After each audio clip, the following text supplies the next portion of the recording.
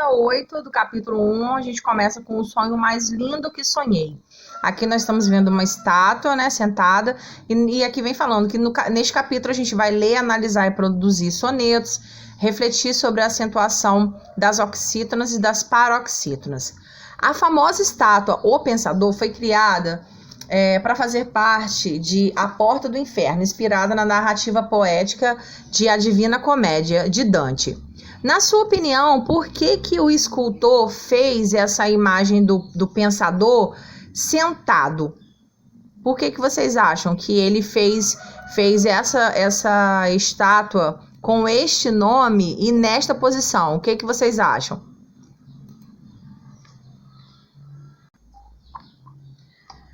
Aqui, os dois poemas a seguir são sonetos. Esse tipo de poema possui um formato especial. Vamos ler os dois sonetos. Amor é fogo que arde sem se ver, é ferida que dói e não se sente, é um contentamento descontente, é dor que desatina sem doer. É um não querer mais que bem querer, é andar solitário entre a gente, é nunca contentar-se de contente, é um cuidar que ganha em se perder. É querer estar preso por vontade, é servir a quem vence o vencedor, é ter com quem nos mata a lealdade, mas como causar pode seu favor nos corações humanos amizade, se não contrário a si é o mesmo amor. Esse poeta aqui é de Camões, né? Amor é fogo que arde sem se ver. Agora, nós vamos ver o outro soneto, que é chamado A Espera.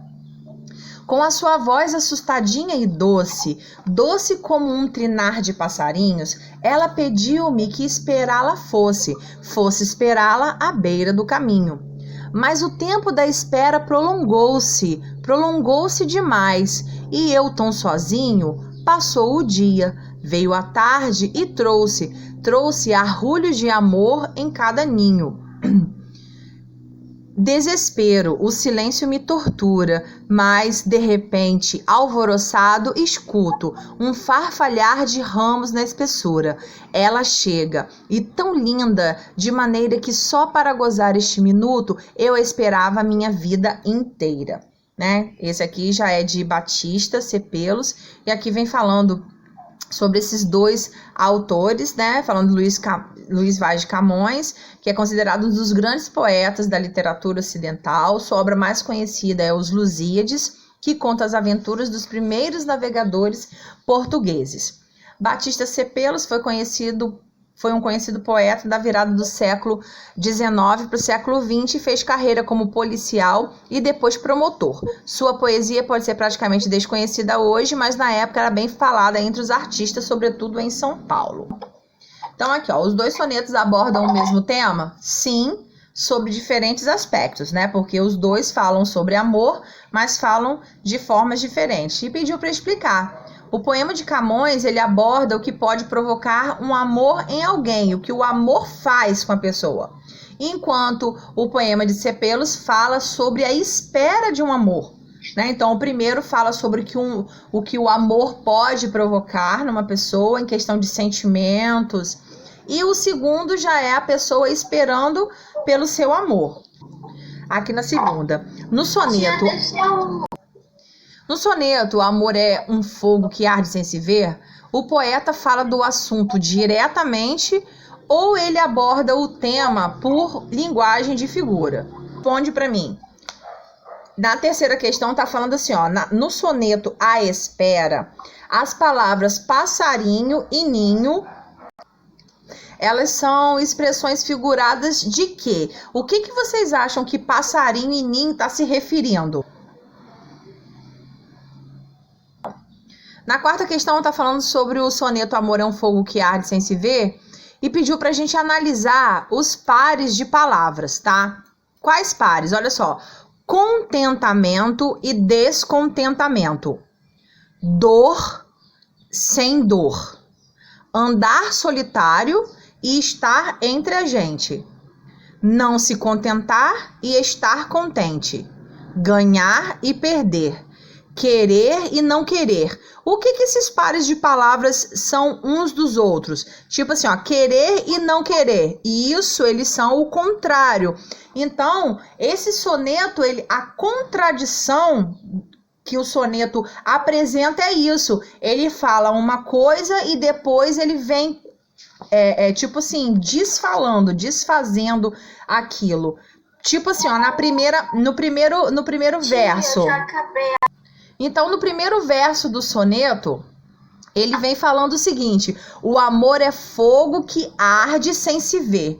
Desde quando um fogo vai estar ardendo e alguém não vai ver? Principalmente se o fogo estiver ardendo em você. Vocês acham que isso é possível? Uma coisa tá ardendo e você não vê que tá ardendo? Aí depois, no segundo verso, vem dizendo: é ferida que dói e não se sente. Se tá dizendo que a ferida dói, como é que ele vem dizendo que não se sente? Então isso é uma figura de linguagem, ele contradiz o tempo todo algo que ele introduz, ele vem com a contradição logo em seguida, ok? Então aqui na próxima questão está perguntando por que o soneto de Camões afirma que o amor é contrário entre si. É por causa dessas ideias contraditórias mesmo que ele fala, porque o amor é algo muito complexo, né? O amor é algo que é diferente de todos os sentimentos que existem, né? Eles estão interligados, mas Camões ali afirma que o amor ele é contraditório, ele se contradiz. Então, a gente tem, o soneto define o amor por ideias contrárias, né? Do fogo que arde sem se ver, da ferida que dói e não se sente. É um contentamento descontente, quer dizer, contentamento é algo relacionado a estar contente, né? Então, que ao mesmo tempo você está e você não está, mostrando o quanto ele é um sentimento complexo, ok? Aqui, na quinta questão, vem falando algo bem interessante e que eu gostaria até que vocês grifassem para poder ser uma observação sobre soneto, ok? Tá aqui, ó. Os sonetos são conhecidos por abordarem um tema em 3 partes. E quais são essas 3 partes do soneto? Aqui vem falando, ó. Primeiro, vem a apresentação do tema. No soneto, primeiro o tema ele é apresentado, depois vem a contradição do assunto, né? Vem vindo a questão contrária do assunto abordado e por fim vem o encerramento, né? Ou a conclusão. Visto isso aqui, tá pedindo para a gente falar dos 2 sonetos, cada parte dessas 3. Então nós temos aqui o primeiro soneto sempre vai estar se referindo ao amor é fogo que arde sem se ver. E o segundo é a espera, tá? Então, qual a apresentação do tema do primeiro soneto? Amor é um fogo que arde sem se ver. Do segundo soneto, cadê a apresentação? Ó, ela pediu-me que esperá-la fosse esperá-la à beira do caminho. Essa foi a introdução do segundo soneto. Na letra B já vem falando sobre a contradição do assunto. Do primeiro soneto mas como causar pode o seu favor nos corações humanos amizade? Aí vem a contradição de como que pode se... Soneto, a contradição mas de repente, alvoroçado escuta um farfalhar de ramos na espessura. Por que aqui é a contradição? Porque é a contradição do tema, o tema fala sobre a espera. E ali ele já vem falando sobre o barulho da chegada, então isso é uma contradição. Agora o encerramento ou conclusão, né? É o fechamento do soneto. No primeiro, se tão contrário assim, é o mesmo amor? Quer dizer, se ele é tão contrário um ao outro, realmente estamos falando de amor? E o segundo, eu a esperava a minha vida inteira, né? É o fechamento dos 2 sonetos, que é o que geralmente é representado pelo último verso dele.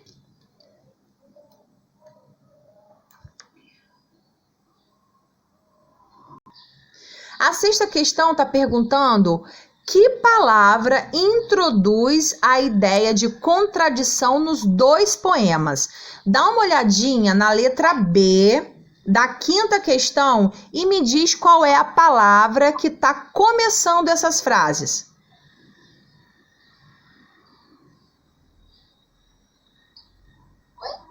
A letra B?